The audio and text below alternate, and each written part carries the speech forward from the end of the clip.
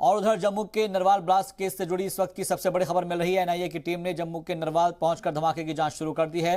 पिछले रोज अगर हम देखें तो गुज़िश्ता रोज नरवाल में 2 धमाके हुए थे और फिलहाल एनआईए टीम जम्मू के नरवाल में मौजूद है। जम्मू के नरवाल में धमाके वाली जगह पर एनआईए की टीम ने हालात का जायजा लिया है और मौके का मुआयना किया है। अपने दौरे के दौरान एनआईए की टीम पुलिस से तफसीलात हासिल कर सकती है। आपको बता दें कि गुज़िश्ता रोज हुए नरवाल धमाके में 9 लोग जख्मी हुए थे।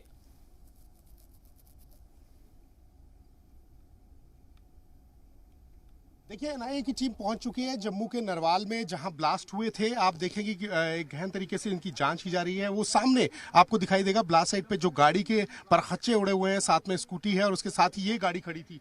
तो ये आपको पूरी डिटेलिंग बता रहे हैं। एनआईए की टीम के मेंबर्स हैं जो पहुंच चुके हैं। फॉरेंसिक के जो लोग हैं वो भी यहां पर पहुंचे हैं।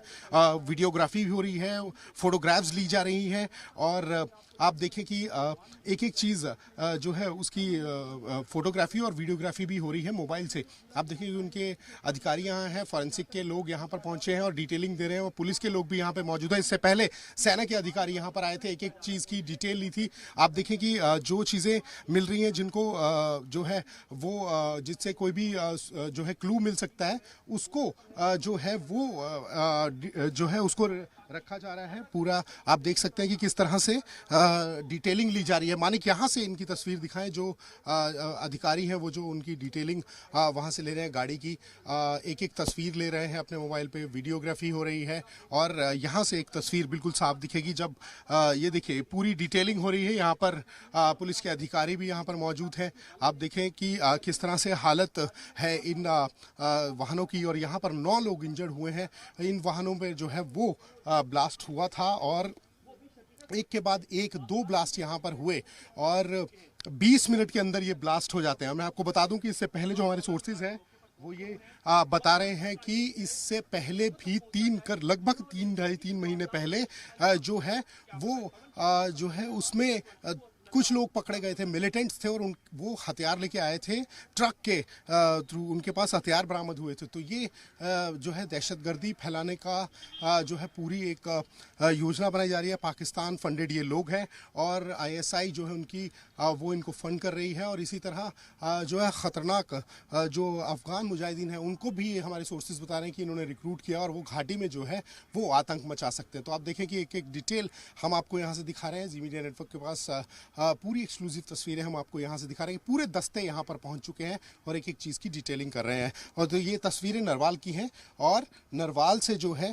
आपको सारी तस्वीरें दिखा रहे हैं। आज सुबह जो टीमें पहुँची थी वो भी यहाँ पर जाँच कर रही हैं और अभी सेना के अधिकारी जो गए हैं, उच्च स्तरीय अधिकारी, वो भी यहाँ पर जाँच करके गए हैं, एक एक डिटेल लेके गए। वीडियो जर्नलिस्ट मानिक के साथ अमित भारद्वाज, जी मीडिया नेटवर्क, नरवाल, जम्मू।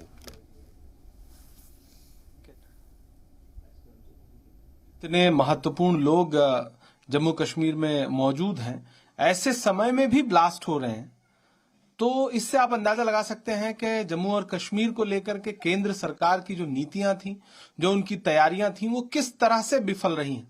2019 में जब बहुत सारे बदलाव किए गए जम्मू कश्मीर में, जम्मू कश्मीर को राज्य नहीं रहने दिया गया, केंद्र शासित प्रदेश बना दिया गया, ऐसे समय में कितने बड़े बड़े दावे किए थे गृह मंत्री जी ने, प्रधानमंत्री जी ने, कि कश्मीर में सब कुछ शांति हो जाएगी। क्या ये है शांति कि जब भारत जोड़ो यात्रा गुजरना हो तब आप कानून व्यवस्था बेहतर नहीं रख पा रहे हैं, सुरक्षा नहीं दे पा रहे हैं, शहर सुरक्षित नहीं रख पा रहे हैं? ये पूरी तरह से कश्मीर नीति की विफलता है और अब इसकी जवाबदेही जो है वो केंद्र सरकार किसी राज्य पर नहीं डाल सकती, क्योंकि अब तो वहां सीधे सीधे केंद्र शासित राज्य है। वहां के लेफ्टिनेंट गवर्नर क्या कर रहे हैं, वहां प्रशासन क्या कर रहा है, आखिर इनकी जवाबदेही कब तय होगी? ट्विन ब्लास्ट हुए जिसमें 9 लोगों के जख्मी होने का इतला है। देखिए, ये कोशिश है जो पाकिस्तान की एस्टैब्लिशमेंट है कि जम्मू रीजन को डिस्टर्ब किया जाए। आप जानते हैं पिछले 15 सालों से जम्मू रीजन बिल्कुल टेररिज्म फ्री रहा है। तो लेकिन पिछले 1 साल के जो इंसिडेंट हैं, चाहे वो रजौरी पुंछ में 2-3 अटैक हुए, आपको याद होगा पिछले साल अर्ली लास्ट ईयर वहाँ एक ग्रुप अंदर आ गया था जिसने आर्मी की कैजुअल्टीज की थी, अगर आपको याद होगा, पिछले साल फरवरी मार्च कोई महीने की बात है। उसके बाद एक आर्मी के कैंप पर अटैक किया जिसमें दोनों टेररिस्ट मारे गए थे। अब कुछ दिन पहले आपने देखा वहाँ सिविलियन किलिंग की है, 7 लोगों को शहीद किया है। और जम्मू में आप देखिए आज के ब्लास्ट के अलावा कुछ दिन पहले, अभी 3-4 हफ्ते पहले सिधड़ा में 4 जैश के टेररिस्ट मारे गए। उससे पहले जब प्रधानमंत्री सांबा में आ रहे थे तो सुंजमा में एनकाउंटर हुआ जिसमें 2 टेररिस्ट मारे गए। उससे पहले टोल प्लाजा पर एक एनकाउंटर हुआ जिसमें तो उधमपुर में बस में ब्लास्ट हुआ। तो ये सारा कुछ दिखाता है कि जम्मू रीजन को आहिस्ता आहिस्ता पाकिस्तान की एस्टेब्लिशमेंट इन्वॉल्व करना चाहती है ताकि फोर्सेस का स्प्रेड हो यहाँ पर, और कश्मीर रीजन में थोड़ा प्रेशर ईज हो और फोर्सेस पर प्रेशर आए